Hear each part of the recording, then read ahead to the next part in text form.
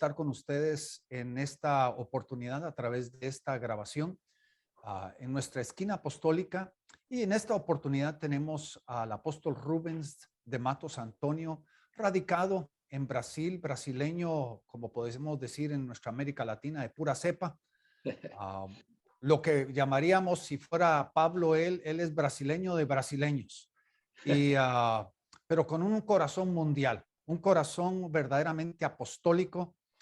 Y apóstol Rubens, quisiera que nos contaras un poquito acerca de tu ministerio, de lo que Dios está haciendo en tu vida y a través de tu vida y tu ministerio, juntamente con tu esposa Vivian, que es una profeta del Señor. Amén.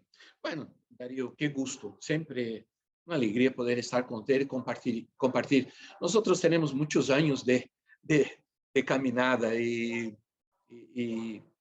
para nosotros el ministerio no es apenas un cargos o funciones, realmente es un encargo del Señor.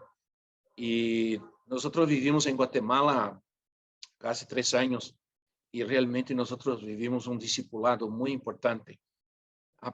Yo aprendí mucho la importancia del discipulado en mi vida y mi ministerio.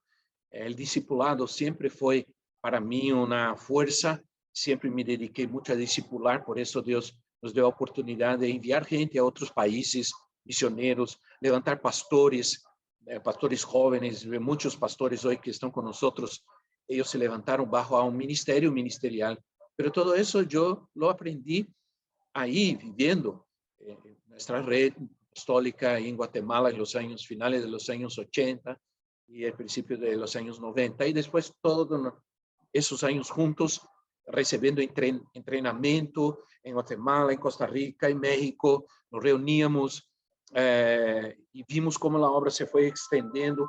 Hoy nosotros tenemos trabajos regionales, ¿verdad? Tenemos ministerios. Hoy la obra creció tanto que ella es regionales, pero en aquel entonces nos reuníamos en países de Centroamérica y recibíamos enseñanzas discipuladas.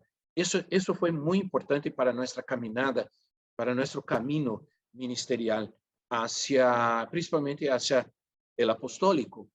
Todo ese entrenamiento que recibimos, todo ese discipulado que nos vino a través de seminarios, de congresos que hicimos, todo eso fue muy importante para mí y para mi esposa, porque volvimos a Brasil en los años 90. No sé, por ejemplo, creo, puedo decir que no se oía casi nada o nada sobre, por ejemplo, sobre liberación. No se oía, por ejemplo, sobre una alabanza viva, con danza, con alegría, con júbilo. No sé, aquí en Brasil, en este momento no había mucho de eso, casi nada. Y nosotros venimos con toda esa fuerza, con toda esa enseñanza, esa experiencia, eso en nuestro corazón. Y por eso yo digo que eso fue muy importante para el crecimiento rápido que tuvimos de la iglesia. Así que empezamos, en poco tiempo la iglesia creció. ¿Cuándo fue cuando realmente tú llegaste a la realización de que Dios te estaba llamando apostólicamente?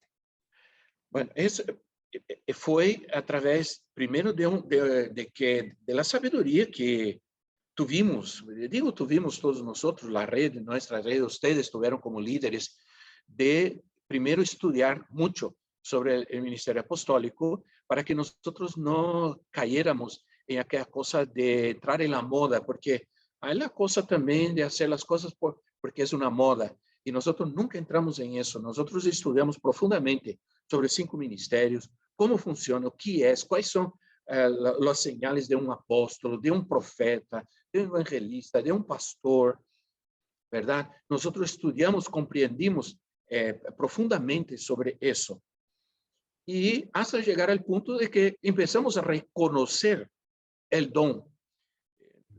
A nosotros nos fue puesto dentro de nosotros. Hay una palabra en portugués que se dice inculcado, es colocado en nosotros, perdón, de que é um dom, não apenas uma função, um cargo, um nome que se põe em uma tarjeta, algo assim, pero realmente um dom. Nós aprendimos a identificar el don en la vida de las personas, de los líderes. Entonces, en aquella época, yo ya hacía parte del presbiterio internacional de la antigua Cruzada Misionera, después Grace International, y nosotros empezamos a identificar los dones a través de todo lo que habíamos aprendido, de las señales dentro de la palabra de Dios, de las señales de un profeta, de un pastor. Traíamos gente de Estados Unidos que venía a enseñarnos, que venía a mostrarnos, ¿verdad?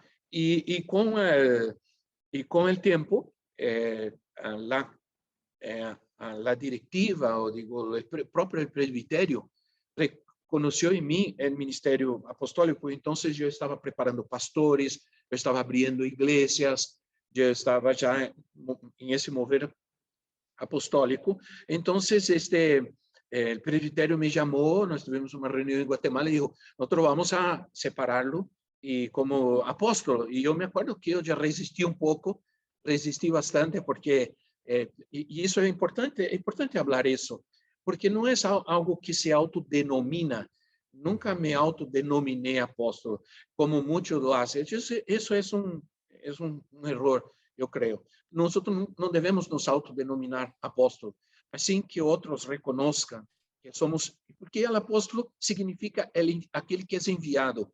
Entonces, yo me acuerdo que en esa reunión yo hasta quise resistir un poco, pero el liderazgo dijo, no, tú eres un apóstol y nosotros vamos apenas reconocer el don que entendemos que usted tiene, que vemos. ¿Por qué no definimos ahora, Rubens, Ajá. realmente qué es un apóstol en la definición fundamental? En la palabra apóstol en el griego es apóstolos, que significa enviado. Claro. ¿Cómo lo definirías tú en tu entendimiento? Bueno, Darío, bueno, viendo en mi propia vida, bueno, un apóstol es un padre, ¿verdad? Él es conocido como un padre, él tiene la autoridad de padre. Él es un doctrinador, porque la doctrina que era de Jesús, pero la iglesia fue fundamentada en la doctrina de los apóstoles. Entonces, el apóstol es un doctrinador, el apóstol es un fundamentador, él trae los fundamentos. La iglesia fue fundamentada por los apóstoles en la doctrina que de Jesús, pero la doctrina era los apóstoles transmitir esa doctrina. Y también él es un transmisor. Y hay una característica del apóstol que me gusta mucho, que yo he entendido, y yo creo que eso es lo que va a definir en los próximos tiempos lo que es un verdadero apostólico y lo que no es. Es como definimos, porque la gente empieza a descartar, la gente quiere descartar, se entiende esta palabra, ¿verdad? Descartar el apostólico por el error de hombres que se dicen apóstoles. Yo no puedo descartar una verdad. por el error de algunos hombres. Por ejemplo, si tú tienes el Supremo Tribunal Federal y hay en el Supremo Tribunal Federal un juez que actúa mal, usted no puede descartar o quitar la legalidad o decir, el Supremo Tribunal no es algo bueno por el error de un juez. Descartar la asociación, no sé cómo podríamos llamar, la constitución, algo así. Entonces, el apóstol para mí es un guardián se dice, ¿verdad? Guardián. Un guardián de la doctrina, de la palabra. Me fascina eso. Me Eso. fascina varias de las cosas que tú mencionaste, Rubens, porque creo de que aquí hay cosas que definen. Creo que la fundamental y la más importante y la más, vamos a decir, la menos entendida es la paternidad. Sí, Porque claro. se ha definido a través de todo el mundo, se ha definido el apostólico como aquel que siembra iglesias y levanta ministerios. Cuando en Claro. realidad lo fundamental del ministerio apostólico no es la siembra de iglesias, sino es el procrear hijos ministeriales, el Sí. poder levantar y desarrollar, concebir y llevar hacia, vamos a decir, la efectividad a ministerios. Para Amén. mí, esa es la primera señal de un verdadero apóstol. No es una Y lo, persona que está adoptando iglesias y que tiene una red de iglesias que no las claro, estableció, sino las adoptó, sino que no ha tenido hijos ministeriales. Para mí, el claro, ministerio apostólico es aquel que tiene una paternidad. Y como decimos nosotros en el contexto tan conocido, el padre no es el que concibe, sino el que cría.